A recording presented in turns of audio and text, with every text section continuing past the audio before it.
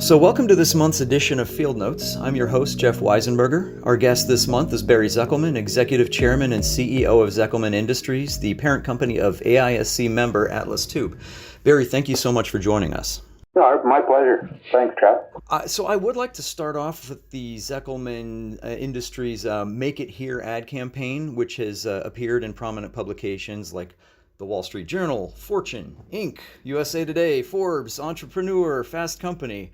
Can you tell me a little bit about what prompted it? You know, what's it all about and who it's designed to reach?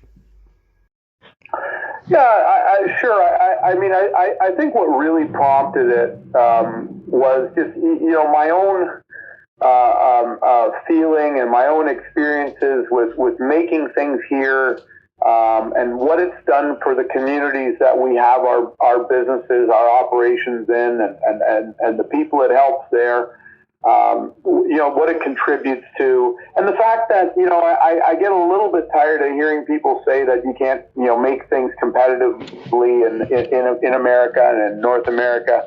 And, it's a dying industry, so to speak, or a dying art. I just don't believe that. I mean, we're living proof of that. We're regarded as the most efficient tube producer in the world.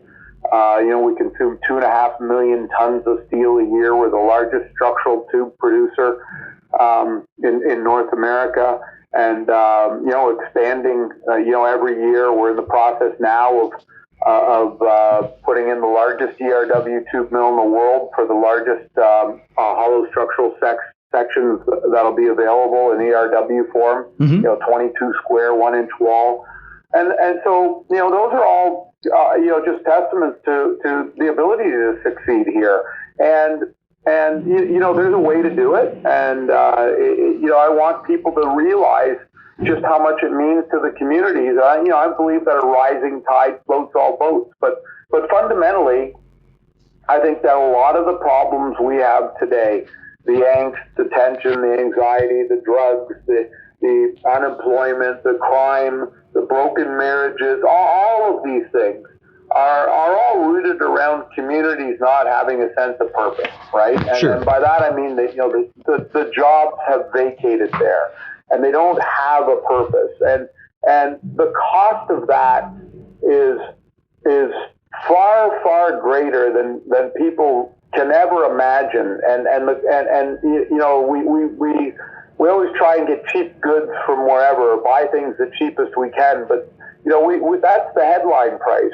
We have to understand the back end price, and that back end price are these crumbling communities and the unrest and the other things that are going on in our communities today, and we're going to pay a big price for that. And people need to think about making it here, supporting our communities. And I don't think that that's a sacrifice of making any less money or getting a product that's any more expensive. I think a lot of things can be made here, and we can do the right thing and support our communities and kind of pay it back. Sure. Very good. Well, yeah, and it's a very holistic and unifying message. I'm curious, have you been seeing a good response to the campaign? We have. A tremendous response. I'm getting calls and emails and opportunities from all different segments of industry and business. And I don't mean they're necessarily directly to us or for our company. That's not what this is about. I'm not looking for someone to come to me to buy some tubes because of those ads. The people have come to me asking me, how they can get something made here. And I'm going to try and use my resources to hook them up with someone, or, create a network of people that can talk and share their ideas and maybe help each other build businesses here. And, put people in touch with other people that want to do it here. I believe people want to do the right thing. I think sometimes they'll take a very easy path, and go to China or go to Thailand and just quickly get it. But there's a way to do it here. It might take a little more effort, but the rewards of that are fantastic. The best thing, the best feelings I get are when I walk through my plants and guys come up and talk to me about what a great time it is working here, and they put their kids through school, and the guy who just took the big fishing trip, or bought himself an RV, and it's meaningful. These are lives, and there's an effect there, and I just feel so proud I'm able to contribute to that, and at least provide an environment for those teammates of ours to go out and do it. And I believe a lot of people feel that way, and they just maybe need a little prodding, and maybe need a little reflection and thought process, and look back and look internally as to, hey, you know what? Maybe I can do things a little bit different with my company and make a bigger difference. Sure. And I think that's important. I think we need to get back to that. Absolutely. Sure. And you sort of answered my next question, because, we're talking about domestic steel, and then you were talking about, steel coming from overseas. In addition to what you just told me, is there something that you say to building owners, say somebody who's like, okay, I'm putting up a new skyscraper in whatever city, and they're like, I know I like what you're saying, but I can save, I don't know, 5% or so by getting my steel from X country. Is there anything you can say to them? Yeah, first off, I say, are you sure about that? Right. Right. Let's look at it. Let's look at different ways to value engineer things. Let's look at different technologies. Mm-hmm. All of those things. Number one, and number two, if you look at the cost of steel in a skyscraper, mm-hmm. It's tiny, compared to the whole building. Right. And if you think about it, and okay, maybe you can save 5%. I'm putting in this new mill. All mm-hmm. right. The mill, the machine itself is about $70 million. The whole expansion is $150. Okay. And they came to me and they said, you can save $10 million by getting the castings and the main housings in China. And I said, absolutely not. No way. And it's $10 million. But, $10 million over the life of an asset that's going to live for 50 years. Right. So, no, I'm not doing it. And I'm not doing it because it's right to get it here or from, and this particular machine's not made here. It's coming from Germany. But in Germany, they treat their workers well. Another piece of equipment we're getting, I demanded that the stuff be fabricated over here, mm-hmm. right? Mm-hmm. Find a fab shop, let them do the racking over here, and build as much of it over in America as we can. And it cost me $200,000 more, but you know what? Those people are we're going to use American steel. I'm producing the tube. There's going to be American workers doing it. They're going to pay American taxes. So is that business. And, at the end of the day, maybe my taxes won't go up because the rest of the country is doing great and paying, and the whole quantum of taxes are going into the system are higher because everybody's making more money. Sure. So, you got to think about the whole circle of life, if you will. And look, we do well, right? Mm-hmm. Why do I don't always have to squeeze the last bit of juice out of the lemon. Right? And very true. You don't always have to do that. And I think people need to remember that because, when you do that, you pluck everything off the tree and squeeze it out, there's no tree left. You got to leave some fruit hanging there. And so the tree can flourish. And we've forgotten that. And we've taken it all out. And you know what? It's time that we just calm down a little bit and rethink the whole value proposition of what we're doing here and what it really means, So there are Buy American provisions when it comes to bridge projects. What are your thoughts on having those same provisions being applied to just any publicly funded or government funded projects? Absolutely. 100%. Okay, it's the taxpayers' dollars that are going into this. Mm-hmm. Why on God's earth would we buy this stuff, from countries, these fabrications come in from China, countries that pollute, that are, we talk about global warming, and we want to join the Paris Climate Accord and all this. Yeah, we give business to China. I just lost a solar farm job in Canada.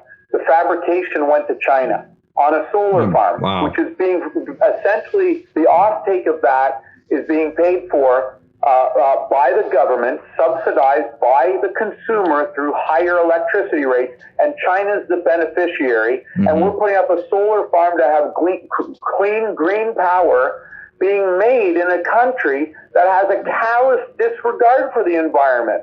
If it can't be made here and you don't have it, okay, it's a different story. But if it can be made here, it should be made here. Absolutely. Well, so speaking of making it here, so just switching gears a little bit from foreign versus domestic, it's widely known, or at least perceived, that there's a shortage of younger people who are looking into manufacturing for their career. Do you have any thoughts on how the best ways to get the next generation to consider jobs in welding, ironworking, fabrication, mills, or just manufacturing in general? Well, look, first off, it's not just manufacturing, right? We've done a terrible disservice to the generations of kids, going through school and basically from a very young age, convincing them that getting your fingernails dirty is a bad thing, right? It's demeaning. You're no good. You're stupid, right? Oh, you're not going to amount to anything. You've got to go to college or university. And I don't think there's anything wrong with going to college or university, but there's nothing wrong with working. And we've sent kids down the wrong pathway, and kids that weren't meant to go down that pathway. And we've given them this grand illusion that has turned out to be just that. And now we're paying for it. We've got generations of people out there who don't know how to work with their hands, who look down upon it and frown upon it, and we're losing that skill set. So, first and foremost, we have to change there, and we have to identify young people and the proper pathway, what they really will excel towards, and promote that and encourage that. You got plumbers who are making more money than lawyers, I can tell you that much. So, we need to get smart at an early age, and also we need to go out and show that. We need to go publish the incomes of some of these people. We need to have them talk about how they enjoy their job. How gratifying it is to make something or point to something that you made. Quite frankly, I push pencils and paper around now when I used to actually make stuff, and I miss it. And because it was gratifying, so I still do stuff around the house and have some hobbies like that, so I can, do something that I, show that accomplishment. But we need to promote that, and we need to show them how it can be a great living, how it can be gratifying. At the end of the day, you should do what you love to do, right? And then you'll be successful at it. And there's many, many people who love doing their job, that's a physical job, or making something. I mean, they have a ton of pride in it. And I think we need to promote that happiness too. So we've got to show that our industry is thriving. We got to show the investment we're putting in. My company alone over the last year and this year is spending $430 million in CapEx. We're a private company. I mean, we're real. We're growing. There's a future here. The jobs pay well. And we need to promote that, and we need to show that. Everybody should. And show them that, you can go to 4 years of college and get a poli-sci degree, but you're going to be a barista, okay? Or you can go to a trade school and go be an elect tech and come make $120 grand a year for us and more. So, pick your choice, man. Sure. I mean, we've got a lot of opportunity, and I'm not just saying us. I mean, our entire industry and many, many other industries, high-paying jobs, high gratification, and a lot of room to learn and expand and grow. And, I think they need to see that. We need to tour them through it. We need to go to college. We need to, not college campuses, we need to go to grade school, right? We need to go to elementary schools and do a lunch and learn with 8-year-olds and 7-year-olds and show them cool machinery and cranes and tube mills and steel mills and robotic welding and plate benders and all of these things and lasers that, that cut sheet and cut tube and show them how cool it is, because it is cool. It's a very cool industry, and there's a lot of technology, a lot of sophistication, and it can be a lot of fun. Looking forward to when things have opened back up, so to speak, around the world and around the country. What makes you optimistic for the construction industry moving forward? But on top of that, do you see major shifts in terms of what types of buildings are going to be built? The pendulum always swings too far, right? So there'll be an overreaction of people, we're not going into skyscrapers anymore. I don't want to be in an elevator, right? All of these things. And, we'll go out to suburbia, right? That'll only last so long. People need to be together, all right? They still do need, you can't just do everything on a Zoom call. So, the one thing we are seeing is a massive increase in warehouse and distribution. Sure. So, those buildings are, going crazy. Data centers, power generation to power the data centers. All of these things are moving pretty solidly along. And then with, if suburbia is going to explode again, you're going to still have to have everything around it to support that. Sure. So it'll be different construction and movement. And look, buildings theoretically are going to have to be bigger for the occupancy, right? Right. So, because they want more social distancing, which I hate that word, but anyway. Right.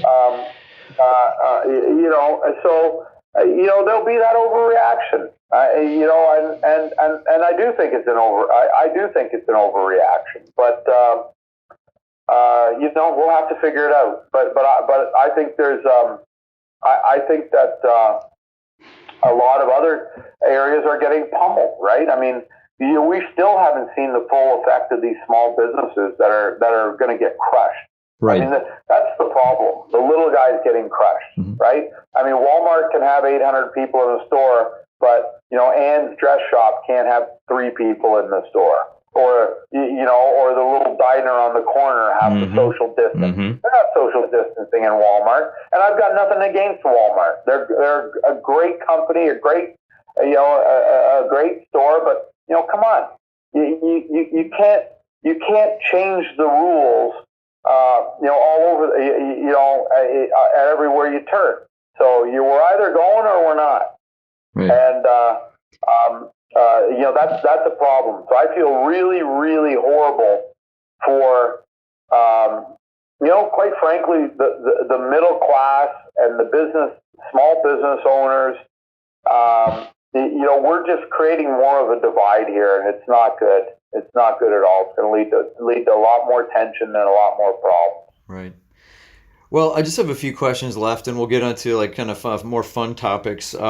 So we were talking about looking forward. I want to look back a little bit to the mid '80s. So I understand that you and your brothers took over the company's leadership. I believe it was 1986. Upon your father's passing. I'm just curious. You've been in the family business ever since, and probably before that. Did you ever have another career path in mind when you were younger, or do you feel that you were destined to join the family business? Well, the family business wasn't really the tube business. My dad, he had real estate. He dabbled in a bunch of things. The tube business was, in 1986, had 5 employees and was, within months of bankruptcy. Wow. So, we didn't even, we weren't really thinking about it. I didn't even know if it was going to be around. Now, I was always mechanically inclined, and I knew how tube was made because I had walked through the plant. But other than that, I didn't know a damn thing. So, I actually wanted to be a fighter pilot. So, okay. I guess I went tube making's pretty close, right? Right.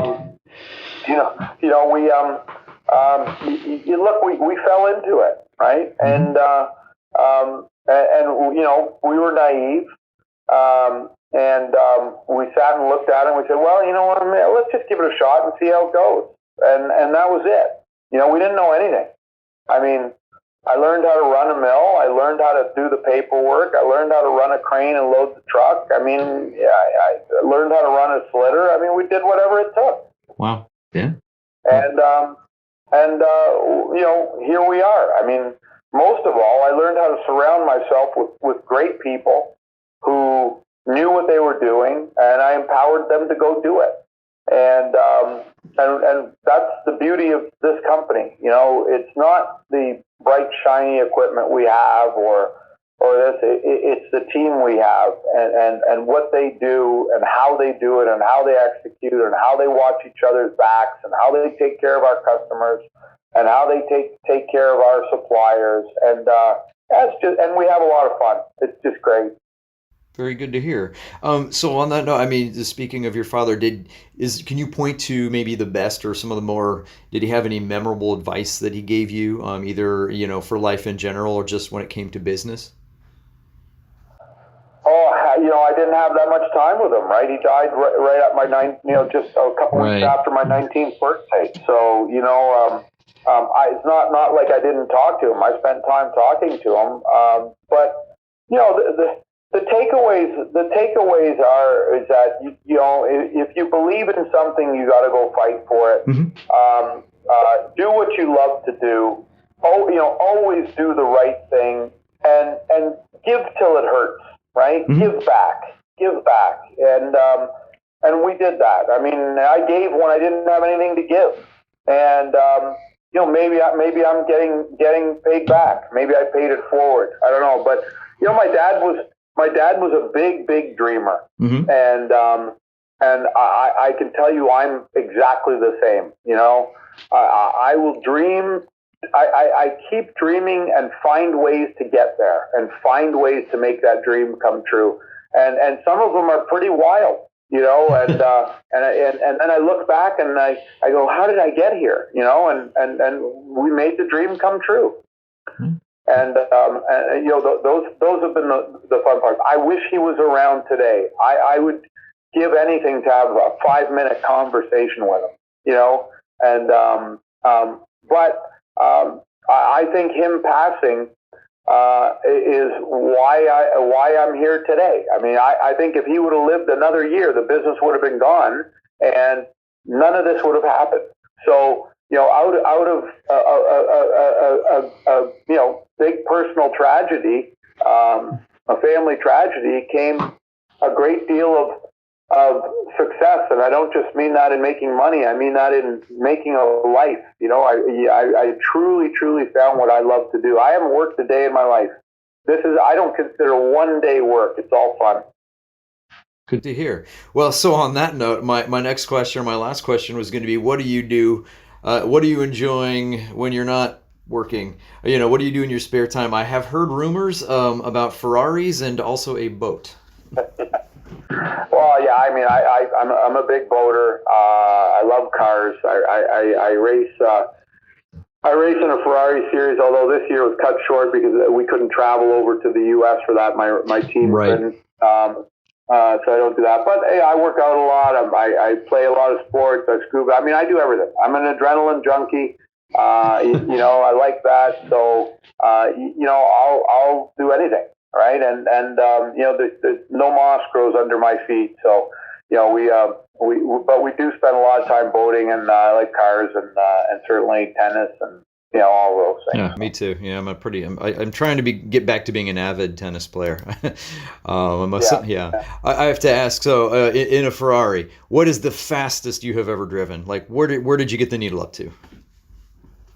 Well, I've been 215 miles an hour wow. In a car. I've been 200 miles an hour in a boat. But on a racetrack, the fastest I've got would be at Daytona. It was about 195 going into turn one. Okay. So that's but it's funny. The 195 isn't the fast. It's doing like 90 around 90 or 120 around a corner, right? And holding on. So those are the scary moments. But it's great. It's you in the car, and the cars are identical. So you're really testing out how good you are against others and how you set up the car and how you manage the tires and, just how good of a driver you are. And it's great. It's a lot of fun.